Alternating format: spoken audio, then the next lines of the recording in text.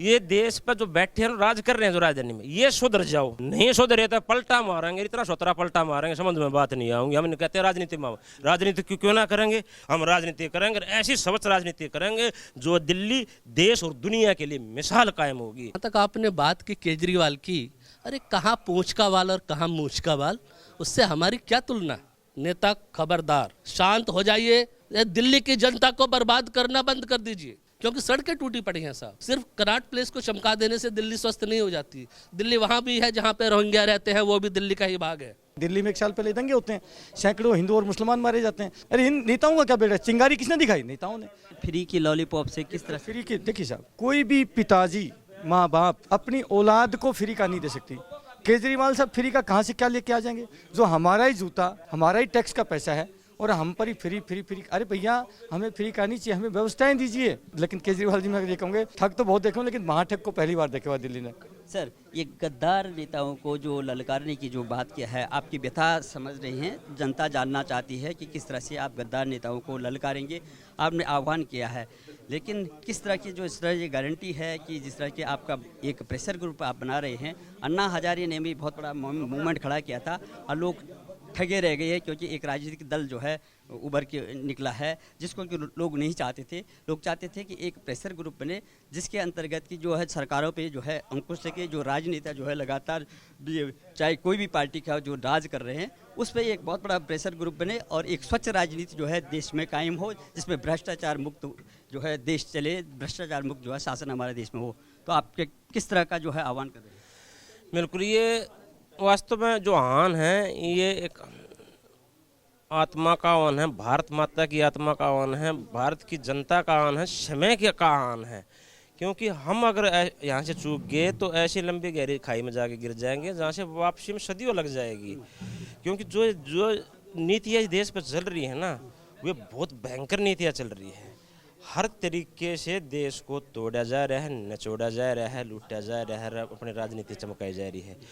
राजनीति शब्द की आड़ में बहुत गंदा घिनौना खेल हो रहा है, और वो भी देश की राजधानी में। हम बहुत सभ्य समर्पित राष्ट्रवादी संगठन हैं। चैनल के माध्यम से अपने दिल्ली वासियों को, अपने देशवासियों को हाथ जोड़ के निवेदन करना चाहता हूं कि हम तन से, मन से, अपने जीवन से, चैन से, सब कहते समर्पित हैं देश के लिए। आगे बढ़ो और साथ सहयोग करो, ताकि हम आपको एक उत्तम जीवन शैली दे सके, हम आपको सुरक्षित कर सके। यहाँ कोई भी किसी भी प्रकार से कोई सुरक्षित नहीं है। थाने पर थाने खुलने लग रहे हैं, क्राइम पे क्राइम बढ़ने लग रहे हैं, गलिया के आगे बाहर गेट है, बाहर उन गरिल्ला पे बाल्य लगने लग रहे हैं, लेकिन कहीं पर भी कोई सुरक्षित नहीं है। खोखले दावे, खोखले दावे, खोखले दावे, और कुछ नहीं। सुबह से शाम तक जनता को गुमराह करना, उसके अलावा और कोई कार्य नहीं है। एक नेता ने 99% को, 99% नेता चोर और चक्के भ्रष्ट है। एक सामने ला दो, उसके चरित्र देख लूंगा मैं, इसके अंदर क्या चरित्र है इसका, ये कहाँ का इसका बैकग्राउंड है, क्या सोच के राजनीति में आया है। योगेंद्र जी, आप क्या है कि आप क्या एक प्रेशर ग्रुप बनाना चाहते हैं कि फिर भी आप ये राजनीति में आ जाएंगे? जिस तरह से अन्ना हजारे के जो चेले हैं केजरीवाल जी, अरविंद केजरीवाल जी, उन्होंने भी बोला था कि हम तो शपथ देते हैं, हम राजनीति में नहीं आएंगे, क्योंकि उनके गुरुजी का कहना था। तो आपका मोटिव क्या है? देखो, कहाँ राम राम कहाँ काऊ काऊ, वो तंत्र है। हम ये कह रहे हैं, हमें राजनीति करने का ना कोई शौक है, ना कोई बुखार सवार चढ़ रहा है। ये देश पर जो बैठे हैं राज कर रहे हैं जो राजधानी में, ये सुधर जाओ। जनहित में कार्य करे, राष्ट्र हित में कार्य करे, तो हमें शौक नहीं है। दूसरी बात है, नहीं सुधरे तो पलटा मारेंगे, इतना सोतरा पलटा मारेंगे, समझ में बात नहीं आऊंगी। हम कहते हैं राजनीति में, राजनीति क्यों ना करेंगे? दो ही तो काम हो रहे हैं देश में। कहते कोई राजनीति कर रहा है या राजनीति का शिकार हो रहा है, तीसरा काम बता दो।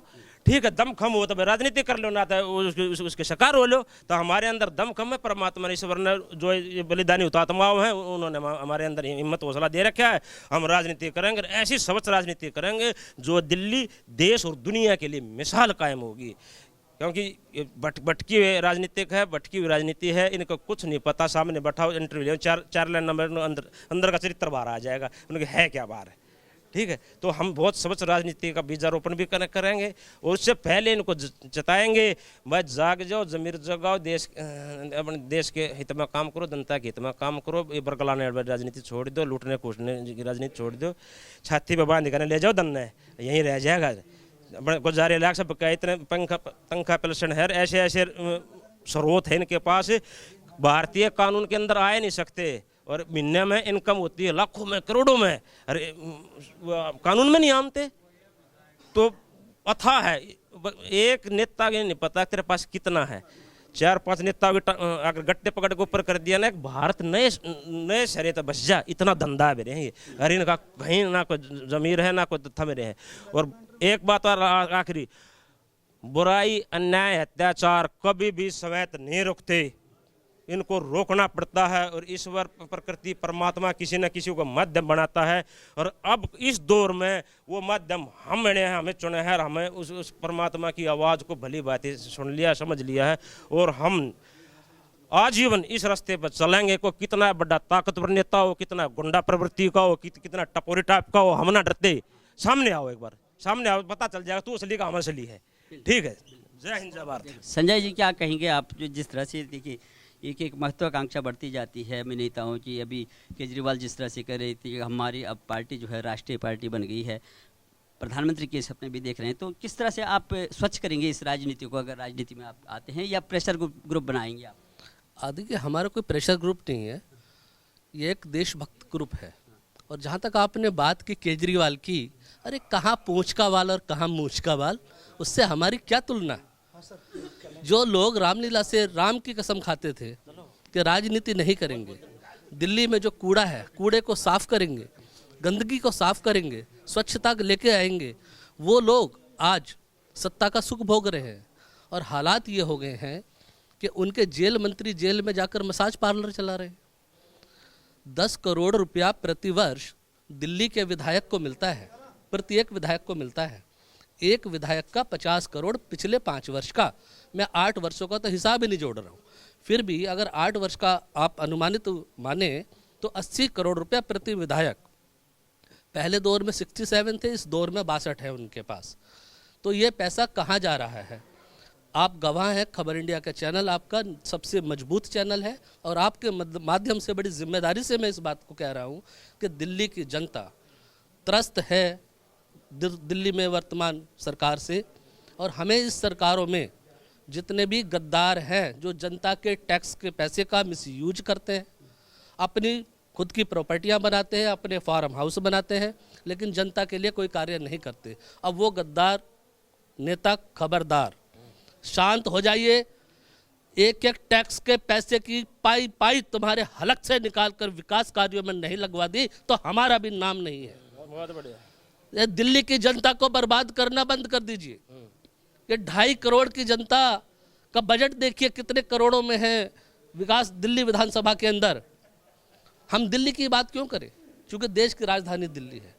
जो हमारे बाहर के इंटरनेशनल जो हमारे राजदूत आते हैं या हमारे गेस्ट राष्ट्राध्यक्ष आते हैं, उनकी शर्म से सर झुक जाता है देश को देख के, क्योंकि सड़कें टूटी पड़ी हैं साहब। सिर्फ कनाट प्लेस को चमका देने से दिल्ली स्वस्थ नहीं हो जाती। दिल्ली वहाँ भी है जहाँ पे रोहिंग्या रहते हैं, वो भी दिल्ली का ही भाग है।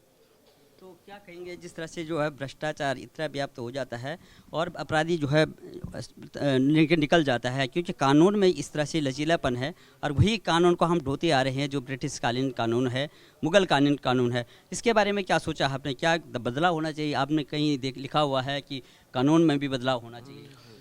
देखिए, अगर ये सरकारें या तो इन काले कानूनों को बदल दें जो जनता के हित में नहीं है, सिर्फ जनता का शोषण हो रहा है। एक भ्रष्टाचारी नेता भ्रष्टाचार करता है और उसको जेल तक नहीं होती। अगर किसी को जेल हो भी गई तो वो बेल पे बाहर घूम रहा है, चुनाव लड़ रहा है, लोकसभा में बैठता है। ऐसे गद्दार नेताओं को ये कानून अगर सजा नहीं दे रहा तो मेरे योगी माथुर जी आ रहे हैं। सावधान, एक एक भ्रष्टाचारी, एक एक गद्दार नेताओं की नाक में नकेल डालने के लिए आ रहे हैं योगी माथुर। दिल्ली की आवाज़ से है ये, दिल्ली की 2.5 करोड़ जनता की आवाज़ है। भ्रष्टाचार कब खत्म होगा? सिर्फ कानून की धाराओं से सजा देने से भ्रष्टाचार खत्म नहीं होगा। भ्रष्टाचार को खत्म करने के लिए भ्रष्टाचारी को खत्म करने की आवश्यकता है। खत्म करने का मतलब उसे जान से मारने का नहीं है। कानून अपने मुताबिक सजा दे, या तो कानून बनाओ या अपना इस्तीफा दे के घर जाओ। हम आते हैं, हम कानून बनाएंगे, और वो कानून बनाएंगे भारत के एक एक बेटे को, एक एक बेटी को, एक एक किसान को, एक एक जवान को, सबको न्याय मिलेगा। क्योंकि ये परिभाषा बदल कर रख दी गई है। आज न्याय के लिए पूरा देश तरस रहा है। न्याय के लिए पूरा देश तरस रहा है। क्यों हो रहा है न्याय में डिले? क्योंकि आज न्यायालय से अपनी कर्मठता से फैसले, समयबद्ध तरीके से फैसले नहीं निकल रहे हैं। इसलिए आवश्यक है कि अपराध को रोकने के लिए पुलिस की ही होना आवश्यक नहीं है। अपराध रुकेंगे न्यायालय के फैसले से, समयबद्ध तरीके के फैसले से, कर्मठता के कारण आप अपने फैसले समयबद्ध सूची से देना जब शुरू करेंगे तो अपराधों में निरंतर कमी आएगी। जैसे कि सूबेदार वीर सिंह चौहान जी, आपने देश की सेवा भी करी है और देश की सेवा की है और आप फौजी हैं। आप फौज को जो है एक ईमानदारी का प्रतीक माना जाता है। किस तरह से देखते हैं इस तरह? आप अभी इस संगठन से जुड़े हुए हैं और योगी जी के साथ आप जो है एक स्तंभ के रूप में काम करेंगे। किस तरह से देखते हैं भारतीय राजनीति को कि जिस तरह से हर आदमी यही दावा करता है कि हम तो स्वच्छ राजनीति करेंगे, लेकिन उसकी महत्वाकांक्षा बढ़ जाती है, मिसयूज होता है, भ्रष्टाचार हो जाता है, फिर भी कहते हैं हम कट्टर ईमानदार हैं। क्या कहेंगे? बिल्कुल बिल्कुल सही बात है। बहुत दुर्भाग्यपूर्ण स्थिति है भाई साहब, राउत साहब। जैसे बड़े बड़े सपने दिखा करके देश की और दिल्ली की जनता को जो है ना लुभाया गया और देश की राजनीति में स्थापित हो गए एक बेचारे भोले भाले सैनिक अन्ना हजारे जी का इस्तेमाल करके, हमें बड़ी पीड़ा लगती है। देखो, मैं एक फौजी आदमी हूँ और फौजी का काम देश की राजनीति से तो लाखों किलोमीटर दूर है। हमारा काम है देश को सुरक्षा देना और वो हम भली भांति करते भी हैं, पूरा देश विश्वास करता है, इसीलिए जनता फौजियों का सम्मान भी करती है। लेकिन एक बात और भी कहते हैं कि हमारी ड्यूटी सिर्फ सीमाओं तक सीमित नहीं है, हम बाहरी ताकतों से तो देश को बचा रहे हैं। आप मानते होंगे, क्या मैं सही कह रहा हूँ? लेकिन इंटरनली पूरा देश तो खोखला बना दिया। जैसे दीमक जैसे चाट जाता है एक लकड़ी को, उस प्रकार से अंदर से तो पूरा देश खोखला हो चुका है। राजनीति एक सेवा का प्लेटफार्म है। पहले के वक्त में जो नेता होते थे रियलिटी में समाज सेवी थे। मैं सम्मान करता हूँ, मैं सलाम करता हूँ नेताओं को। लेकिन आज की डेट में आज देश की राजनीति को व्यवसायीकरण कर दिया गया है, एक पैसा कमाने का प्लेटफार्म बना दिया गया है, जो कि बिल्कुल उचित नहीं है। इसलिए कहते हैं कि आवश्यकता आविष्कार की जननी है। योगी माथुर जैसे भाइयों, फौजी तो नहीं लेकिन फौजी वाली जैकेट पहन करके फौजियों के साथ में और कंधे से कंधा मिलाकर अगर खड़े हैं तो ज़रूर कुछ ना कुछ अच्छा होगा। कहते हैं कि पाप का गड्ढा भरता है तो फूटता है। आज इन गद्दार नेताओं का पाप का गड्ढा भर चुका है। जैसे पिक्चरों में सीन देखते होंगे ना, जो पिक्चरें बनाने वाले हैं, मूवी बनाने वाले बड़े बुद्धिजीवी हैं, वो आगे आने वाले वक्त की 10-20 साल आगे की सोच करके पिक्चर बनाते हैं। किसी न किसी मूवी में आपने देखा होगा कि नेता आगे आगे भागता है, जनता जूता चप्पल लेके पीछे पीछे भागते हैं। वक्त उस चीज़ का आ चुका है। मुझे पूरा यकीन है जो लंका में हाल हुआ नेताओं का, वही हाल इस देश में ना हो जाए तो इस फौजी को आप जो मर्जी सजा दें। फ्री की लॉलीपॉप से किस तरह? फ्री की देखिए साहब, कोई भी पिताजी, माँ बाप, पिता या माता अपनी औलाद को फ्री का नहीं दे सकती। केजरीवाल साहब फ्री का कहाँ से क्या लेके आ जाएंगे? जो हमारा ही जूता, हमारा सिर, हमारा ही टैक्स का पैसा है और हम पर ही फ्री। अरे भैया, हमें फ्री का नहीं चाहिए, हमें व्यवस्थाएं दीजिए, जो कि व्यवस्थाएं नहीं है। आज दिल्ली की हालात जाके देखिए, बाहरी दिल्ली में कम से कम 2-2 फुट के गड्ढे हैं। आज रोड टूटे हुए हैं, व्यवस्थाएं बिल्कुल चरमरा चुकी हैं। लेकिन ये फ्री के लालच में तो बहुत सारे कई बार ठग आ जाते हैं। लेकिन केजरीवाल जी मैं ये कहूँगे, ठग तो बहुत देखे हूँ लेकिन महाठग को पहली बार देखे हुआ दिल्ली ने। आर्मी का जो है प्रशासन देखा है आपने, आर्मी का रख रखाव देखा है, आपको क्या कितनी परेशानियाँ आई, कितने सुविधाएं जो है सरकार दे, कितना बदलाव पा रहे हैं आप आपके परिवेश में और तब के परिवेश में? नहीं, ज़मीन आसमान का अंतर है। वाकई हमारी आत्मा रो रही है कि जिस देश के लिए हमने अपनी पूरी जवानी खपा दी हो, अपने आप को वहाँ पूरी जवानी कुर्बान कर दी हो, और आज इस देश को, जिस भाईचारे को हम छोड़ के गए थे आज से लगभग 35 साल पहले, 86 में मैंने आर्मी ज्वाइन की थी, उस वक्त समाज में भाईचारा होता था। एक मज़हब जब ईद मनाता था तो दूसरे मज़हब के लोग उसको ईद मुबारक बोलते थे, दूसरे मज़हब के जब दिवाली पूजन करते थे दूसरे लोग उसको वो सब करते थे। लेकिन आज नफरतों की आग लग रही है। मेरा देश बारूद के ढेर पे लाके खड़ा कर दिया है। दिल्ली में 1 साल पहले दंगे होते हैं, सैकड़ों हिंदू और मुसलमान मारे जाते हैं। उन माओं से जाके पूछिए जिसके लाल गए। अरे इन नेताओं का क्या बेटा, चिंगारी किसने दिखाई? नेताओं ने। आज फूट डालो राज करो, वही देश में हो रहा है साहब। इस देश के लिए हमारी तो सैनिक की कोई जात धर्म नहीं होता। सैनिक जब सीमा पर शहीद होता है तो देश के लिए होता है। इसलिए हम तो ये कहेंगे, इस देश को बचाने के लिए, ये तो देश को तोड़ने का काम करते हैं, हम देश को जोड़ने का काम करेंगे। सैनिक का तो काम देश को जोड़ना है साहब। इसलिए कुछ ना कुछ बहुत बड़ा ऊपर वाली ताकत है जो हमें जो ये मानसिकता प्रदान करी है, जो विचार पैदा किए हैं।